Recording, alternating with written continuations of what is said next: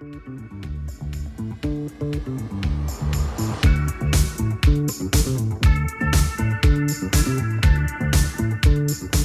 back. Yes. Hey, everybody. Welcome to another fabulous edition of Real Stories MKE, brought to you as part of X-Fabula's mission to connect Milwaukee through real stories. This right here is Season 7, and I'm Kim Shine. And I'm Joel Dresang. X-Fabula believes that everybody has personal stories worth sharing. It runs workshops to help community members build storytelling skills and confidence. And X-Fabula hosts story slams where people tell their true stories on stage. In this episode of Real Stories MKE, we're sharing 3 of those memorable stories. Ooh, yeah. And our theme this episode is dance. Tap your toes. Yeah. It is the art of movement, expression in one of its freest forms. So when you dance, you're connecting with yourself and the music and other people who are around, if they are around, because you could just be dancing and watching yourself, which is fantastic. Oh, sure. That's fine. Yeah. And we were talking about this. I mean, you like music, you like movement. Yeah. If I don't have it at least, once a week, Yeah. I'm sad. When I was in high school, I was with a group of friends at high school dances. We went crazy. We did all sorts. We would do demolition polka dancing, where we would grab a partner and we would dance the polka and try to knock over other couples. We just were nuts. So, but then go forward a few years, and I'm in college, and one of my best friends was a dance major.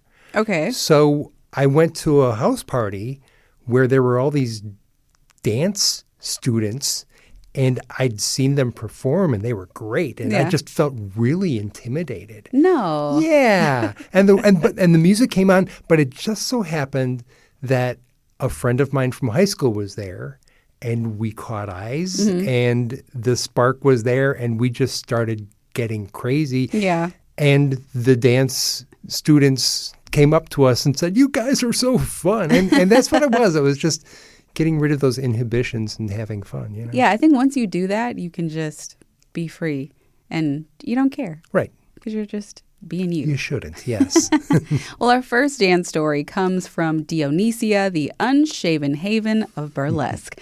Now, she found this passion and personal autonomy in the sensual style of burlesque. That's the story that she shared in March of 2025 at the Experience Bodies Story Slam. Here's Dionysia.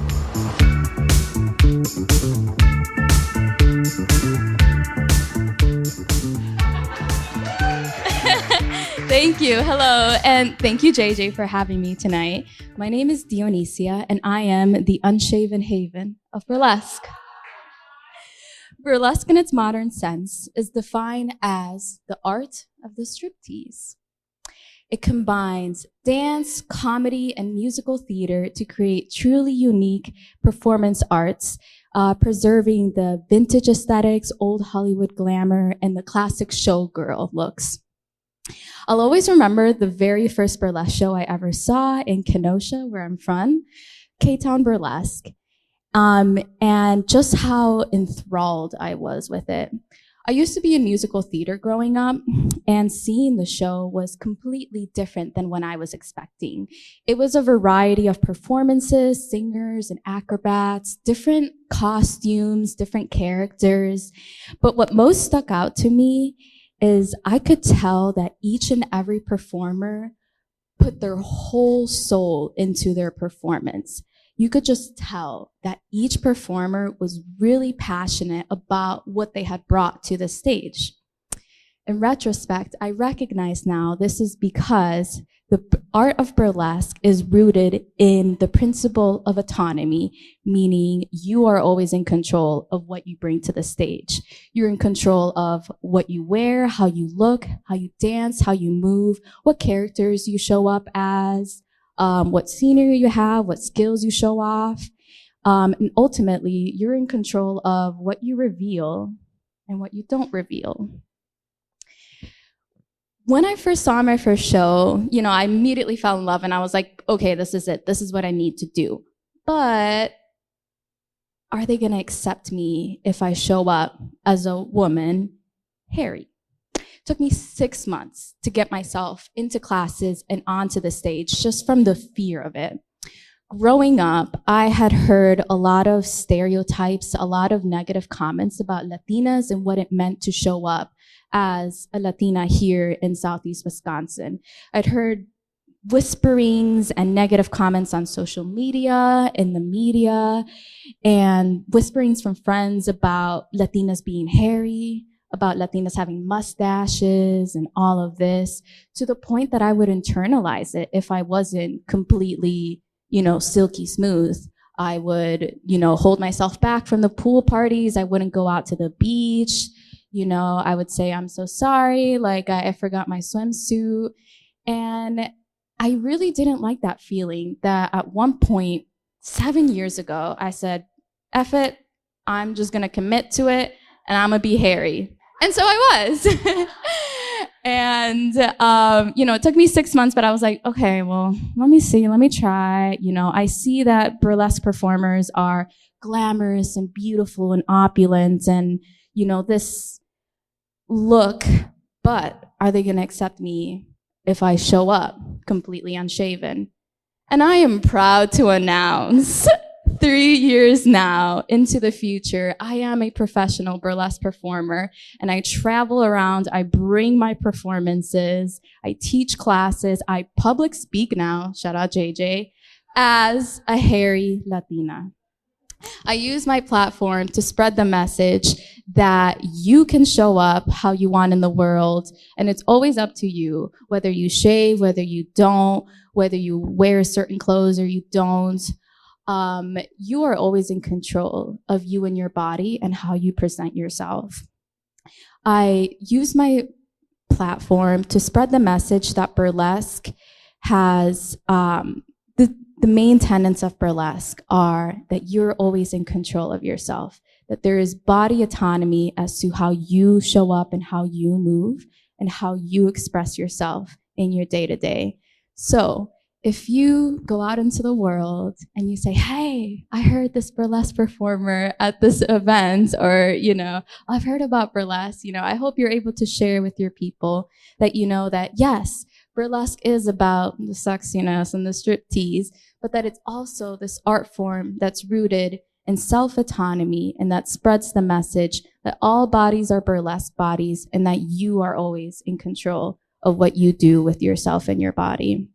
So if you'd like to learn more about burlesque, come say hi, find me on social media, stop shaving, no, I'm just kidding, and come out to a show. Thank you guys for having me.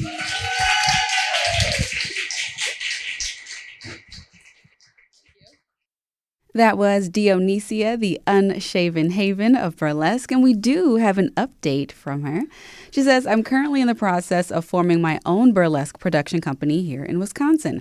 I'm still leading the Wisconsin Burlesque Collaborative, a group of Wisconsin burlesque performers, preserving and promoting diverse and queer burlesque in the state.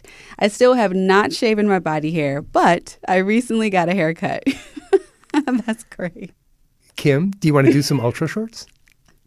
I would love to do some ultra shorts. Well, let's remind everybody, since it's the first episode of season 7, what ultra shorts are. Yeah, ultra shorts are basically small, maybe 30 seconds or so, stories that people who don't go on stage but still want to be part of the action, they can write and the host will read. They're stories, but they're ultra short. Yes. Yes. I've got one right here. It's from Anonymous. My body is a love story that is still being unwritten through dance, yoga, and late-night naked walks to the fridge. I'm here for that. This one here is from Shelley. After being married 23 years, I got divorced, and I desperately started looking for my tribe. I needed to dance to find my soul again. I searched for months and finally found Mad Planet. 6 years later, I dance every weekend with my found dance family. And you found Mad Planet recently, right? Yourself, yes. I did, and I really think I'm going to go back. Great. I like the space. Good deal. I have an ultra short from Laura. I asked my boyfriend to dance at the 8th grade formal. He told me Jesus didn't want us to. I went to the bathroom and spent the rest of the night trading lip gloss. This here's from Anonymous. I started Irish dancing when I was in second grade. When my team did a dance at one of our first competitions, we got so turned around on the stage that we ended up facing backstage and bowed with our butts to the audience. Nice. I like that one. Our next dance story is from Dave Hendrickson. He asked the universe for a dance partner and realized an important rule in getting your wishes granted. Here's Dave.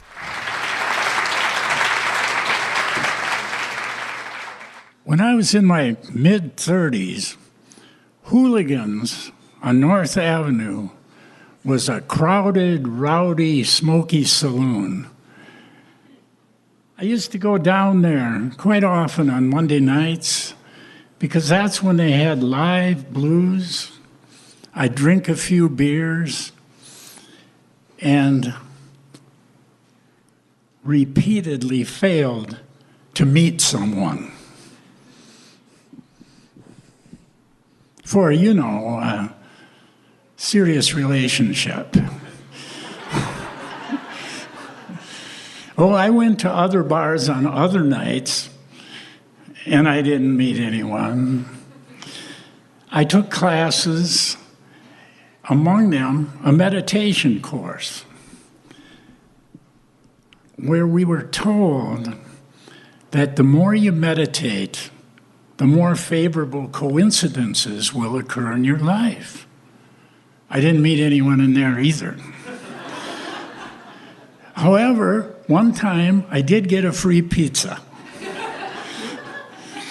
And another thing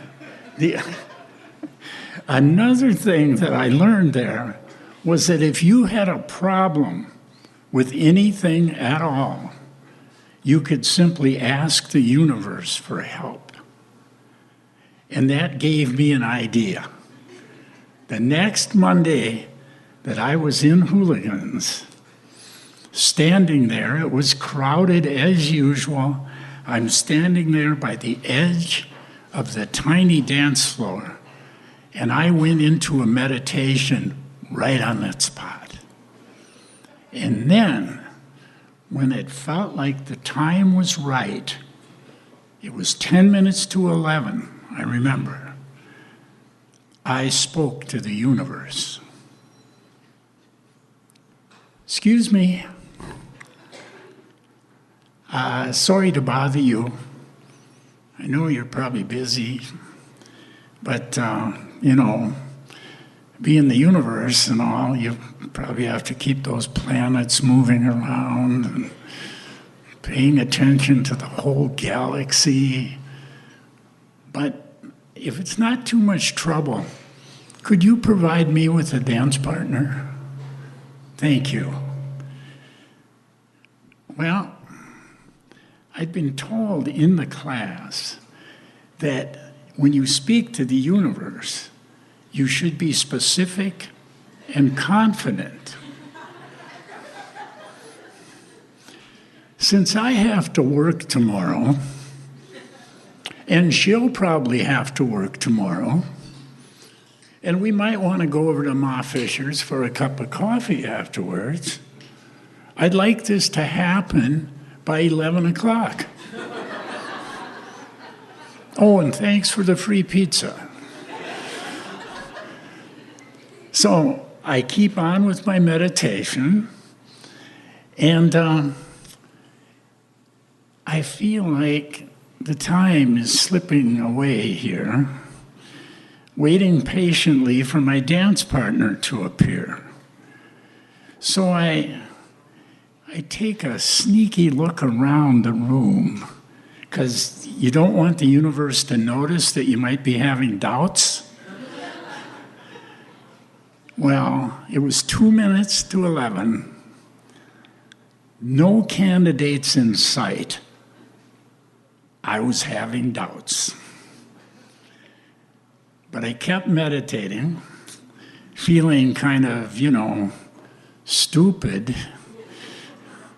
And then, much to my surprise at that point, a female voice whispers in my ear, "Hi, remember me?" I open my eyes. It's 2 minutes after 11. Close enough. I hesitate because I don't remember her. She says, oh, come on, you got to remember, you were wearing a tuxedo. Well, I'd only worn a tuxedo once in my life when I stood up at my friend's wedding. And I'd gotten pretty drunk. Could I have met her and forgotten? Or did she think I was somebody else? Who cares? She's pretty. I asked her to dance, and this was her reply: only if it's slow, and only if you hold me close. And the band, as if on cue, transitions from upbeat to a slow and sexy blues. I take her in my arms. I hold her close. We dance. This is magical. If I'm the wrong guy, the guy she thinks I am must have some fond memories. I wonder what she's thinking. Hope she doesn't want to have children.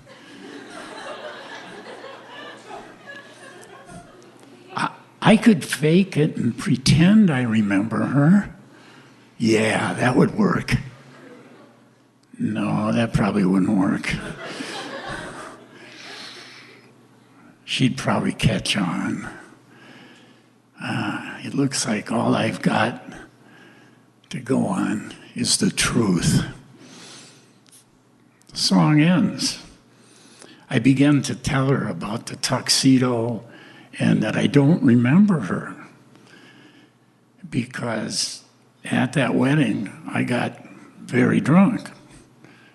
Very, very drunk. But, and that's as far as I get, she never takes her eyes off me as she backs away and out the side door.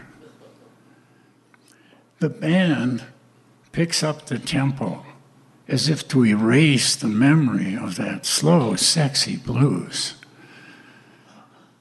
Whether I was the wrong guy or the fool who couldn't remember makes no difference. I feel sorry for both of us. Wait a minute. She could be outside waiting for a bus.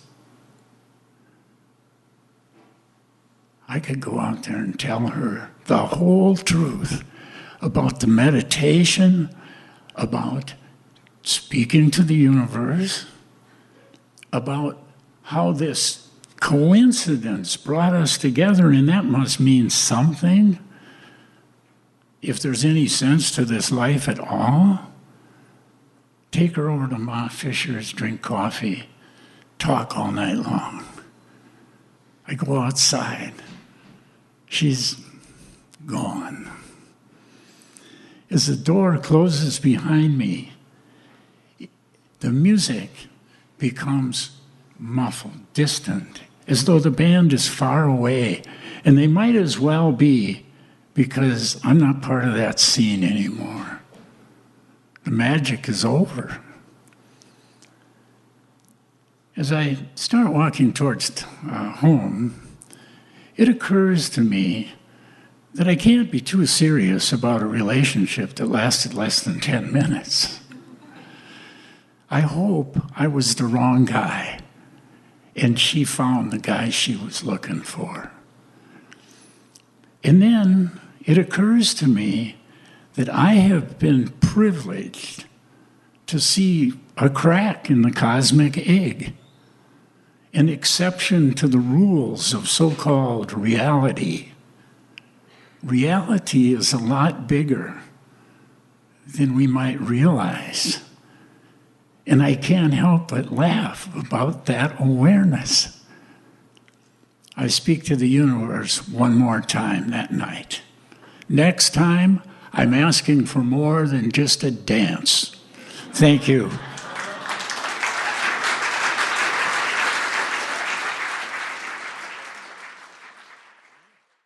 That was Dave Hendrickson. You know, I thought about it, and the 10 minutes that he had with this, special dance partner. Yeah. He took 10 minutes to tell the story about about that time that he had. So he got his money's worth out of that.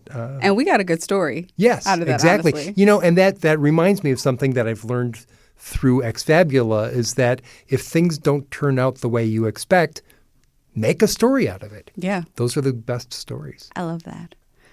Our final dance story comes from Tejumola Ologboni, who learned that sometimes dancing and laughing with children is all the healing you might need.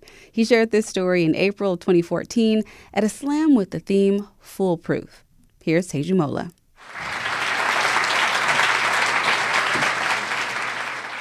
It was one of those days, I was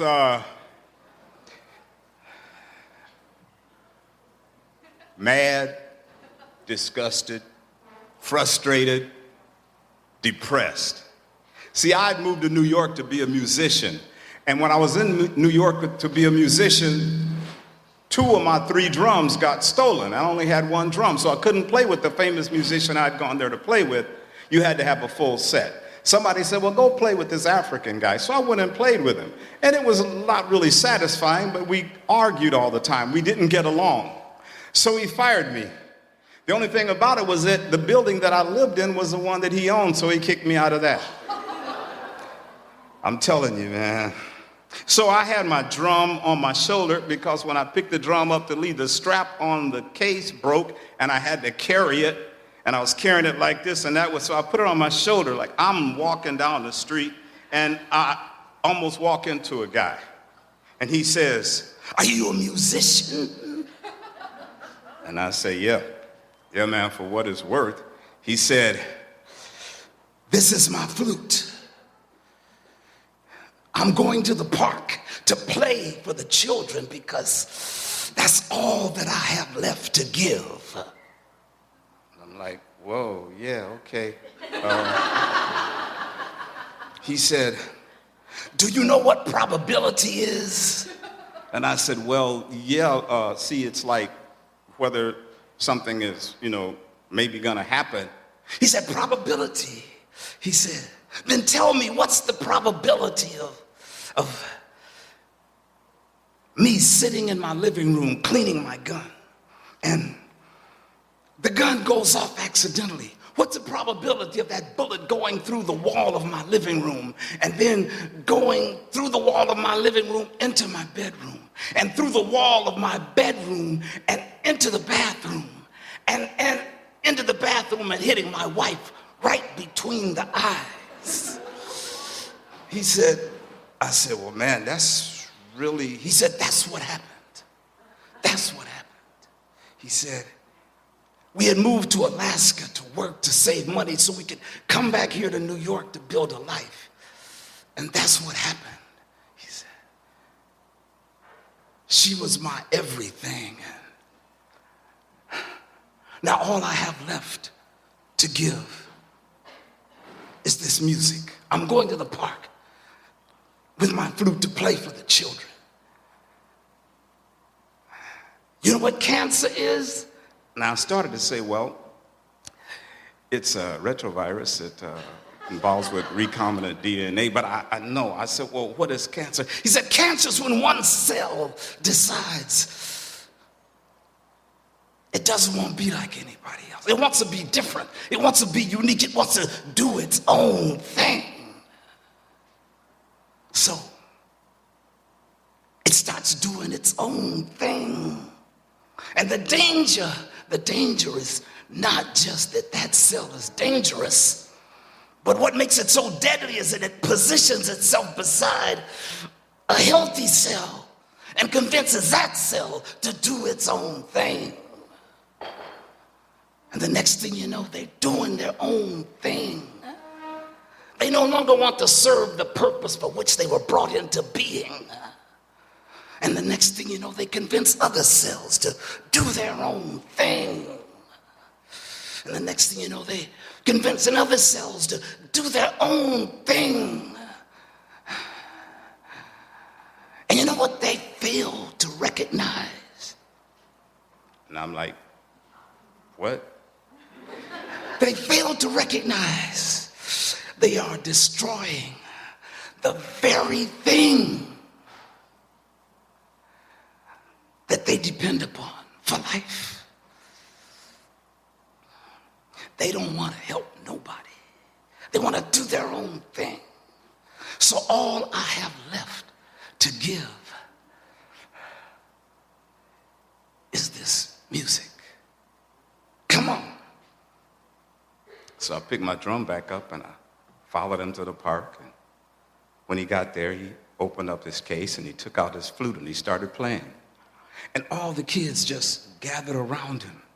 So I took my drum out and I started playing it, and then the children started dancing, and then he started dancing, whoa. And then we were all laughing, you know? So the next time that you have one of them days where, you know, everything just ain't working for you, you're feeling mad and disgusted and frustrated and depressed, go somewhere where there's children and dance with them. In a little while, you'll be laughing. It's foolproof.